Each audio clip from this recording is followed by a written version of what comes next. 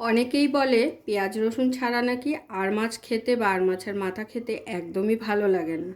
তো চলুন তো তাদের সকলের ভুল ধারণাটা আজকে শেষ করে দিই। আজকে আমি সম্পূর্ণ পেঁয়াজ রসুন ছাড়া সম্পূর্ণ একদম ঘরোয়া পদ্ধতিতে আর একদমই কম উপকরণে আজকে আমি আর মাছের মাথার রেসিপি আপনাদের সাথে শেয়ার করব। তাহলে চলুন শুরু করছি আজকের আমাদের রেসিপি আর মাছের মাথার রসা আলু দিয়ে। তাহলে আজকের আমাদের রেসিপি আর মাছের মাথা চচ্চড়ি, মানে ঝাল ঝাল টাইপের আর কি করব।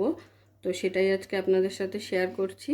তো এখানে আমি 2 কেজি মতো আর মাছের মাথা নিয়ে নিয়েছি। মাথাগুলো কিন্তু ছোট ছোট করে এইভাবে পিস করে কাটানো আছে। তো প্রথমেই মাথাগুলোকে আমাদের নুন হলুদ মাখিয়ে নিতে হবে। তো এই আর মাছটা কিন্তু আজকে আমি একদমই সিম্পলভাবে করে দেখাবো আপনাদের। আর এইভাবে রান্নাটা করলে কিন্তু খুবই অসাধারণ লাগে খেতে।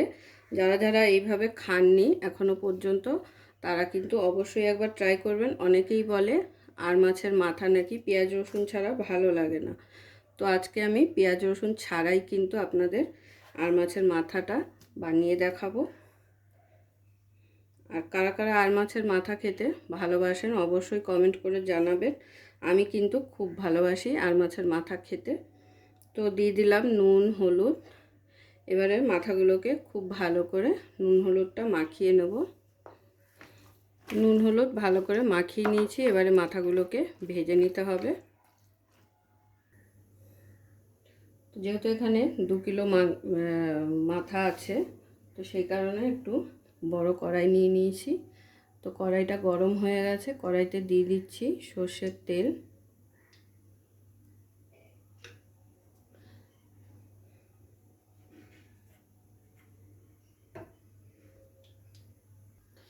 তো দেখুন তেলটা কিন্তু ধোয়া ওঠা গরম হয়ে উঠেছে। এবারে এক এক করে মাথাগুলোকে ছেড়ে দেবো।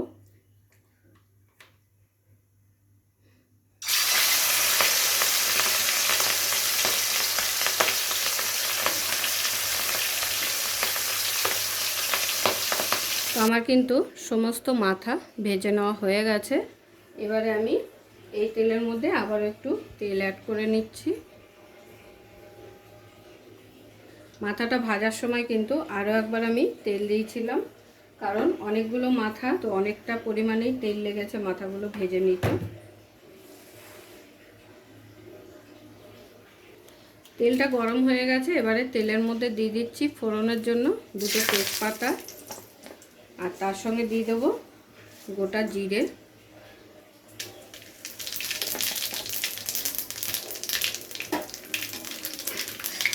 ফোড়নটাকে হালকা নাড়াচাড়া করে দিয়ে দেবো এর মধ্যে আলু। আলুগুলোকে কিন্তু আমি ডুমো ডুমো করে কেটে নিয়েছি এইভাবে।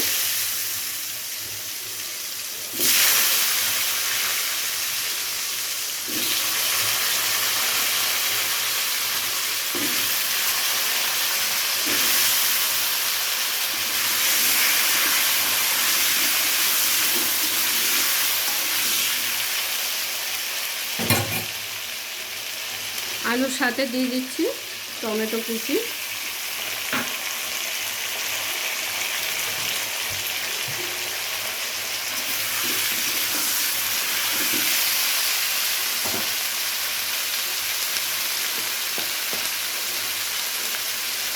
আলুগুলো ভাজার জন্য দিয়ে দিচ্ছি একটু নুন আর একটু হলুদ, যাতে আলুতে একটা সুন্দর কালার ধরে।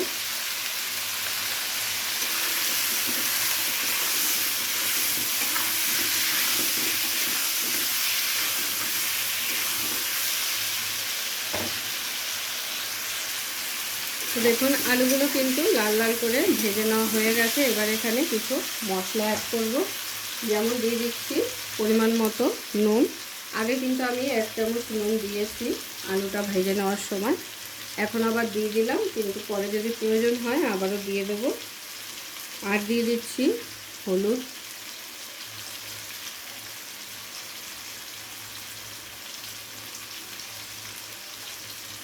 নুন আর হলুদটাকে আলুর সাথে ভালো করে মিশিয়ে নেব।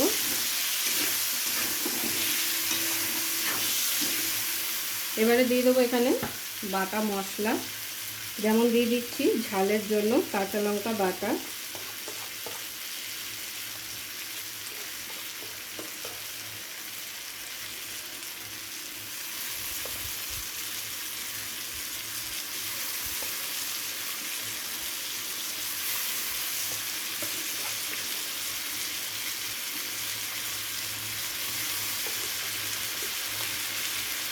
ঝালটা আপনারা আপনাদের পছন্দ মতো দিয়ে দেবেন, যে যেরকম ঝাল খেতে পছন্দ করেন সেই পরিমাণ বুঝে ঝালটা ব্যবহার করবেন। সঙ্গে লাগবে আমাদের আদা বাটা, 1.5 চামচ মতো আদা বাটা দিয়ে দিলাম। আর মাথার পরিমাণ বুঝেই কিন্তু আদা আর লঙ্কাটা দিতে হবে। এবারে আলুর সাথে খুব ভালো করে আদা আর লঙ্কাটাকে একটু কষিয়ে নেব, যাতে কাঁচা গন্ধটা চলে যায়।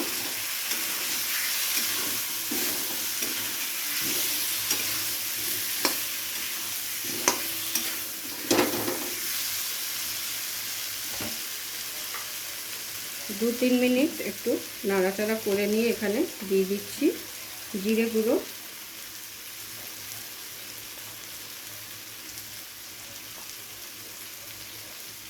জিরেটা আপনারা বেটেও দিতে পারেন, তাহলে আরও ভালো হয়।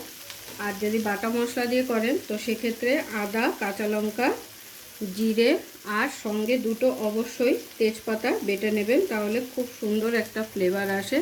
দিয়ে দিলাম রঙের জন্য কাশ্মীরি লঙ্কা গুঁড়ো,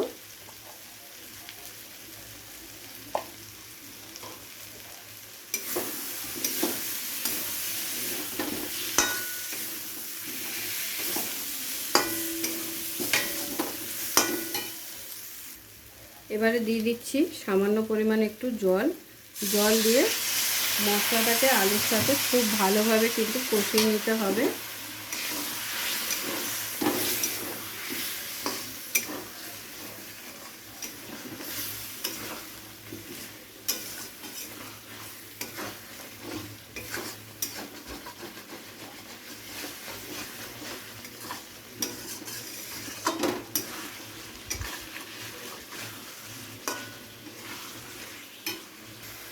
আর মশলাটা কষিয়ে নেওয়ার সময় অবশ্যই কিন্তু গরম মশলাটা অ্যাড করে দিতে হবে। এতে করে কি হবে, আলাদা উগ্র গন্ধটা লাগবে না। নামানোর আগে যদি দেন একটা উগ্র গন্ধ আসে, তো সেইটা লাগবে না যদি কষিয়ে নেওয়ার সময় একেবারে দিয়ে দেওয়া হয়। তো এবারে সমস্ত কিছুকে খুব ভালো করে একসাথে কষিয়ে নিচ্ছি। আর যে জলটা দিয়েছিলাম সেটাও কিন্তু টেনে গেছে।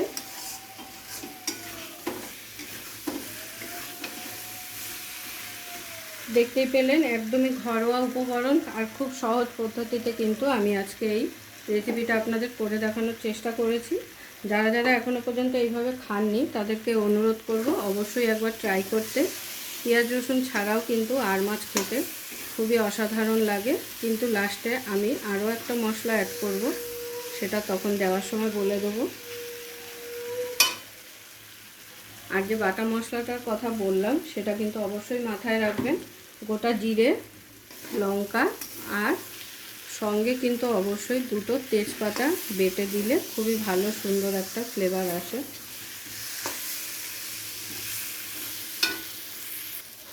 মশলার গা থেকে কিন্তু তেল ছাড়তে শুরু করে দিয়েছে, তার মানে আমার আলুগুলো খুব ভালোভাবে কষিয়ে নেওয়া হয়ে গেছে।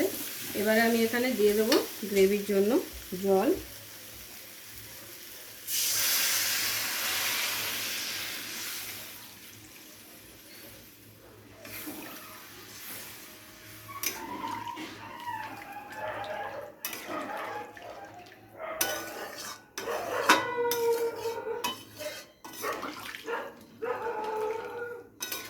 জলটা দিয়ে খুব ভালো করে নাড়াচাড়া করে মিশিয়ে দিলাম। এখানে আরও একটু জল আমি অ্যাড করব। তো এটা হলো পুরো জলের পরিমাণ, যেহেতু এখানে অনেকটাই মাথা, তো সেই কারণে কিন্তু জলের পরিমাণটাও একটু বেশি করে দিয়ে দিলাম। তো ঝোলটা কিন্তু ফুটে উঠেছে। এবারে ঝোলের মধ্যে কিন্তু আমি এক এক করে কাটাগুলো সব দিয়ে দেবো।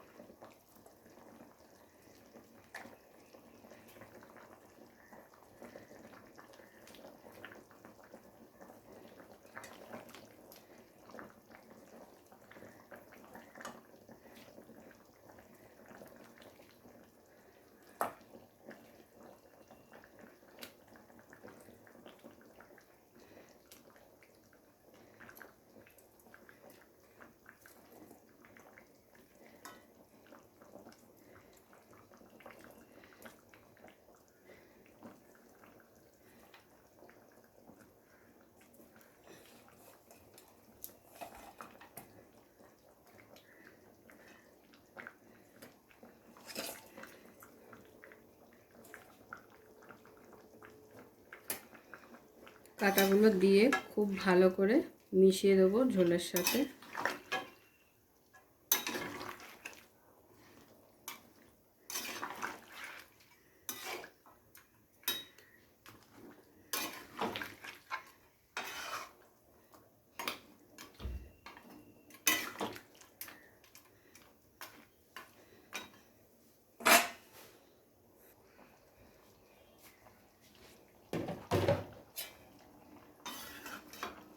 তো 10 মিনিটের মতন কিন্তু খুব ভালো করে ফুটিয়ে নিয়েছি। এবার একটা আলু চেক করে নিচ্ছি। তো আলু কিন্তু খুব ভালোভাবে সিদ্ধ হয়ে গেছে। এটা কিন্তু আর ঝোলটাকে টানাবো না। এবারে আমি গরম গরম নামিয়ে সার্ভ করে নেব।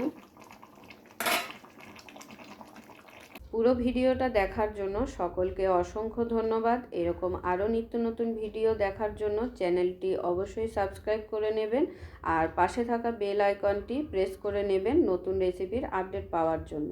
তো সবাই ভালো থাকবেন, সুস্থ থাকবেন। আবারও দেখা হচ্ছে আপনাদের সাথে নতুন একটি রেসিপি নিয়ে।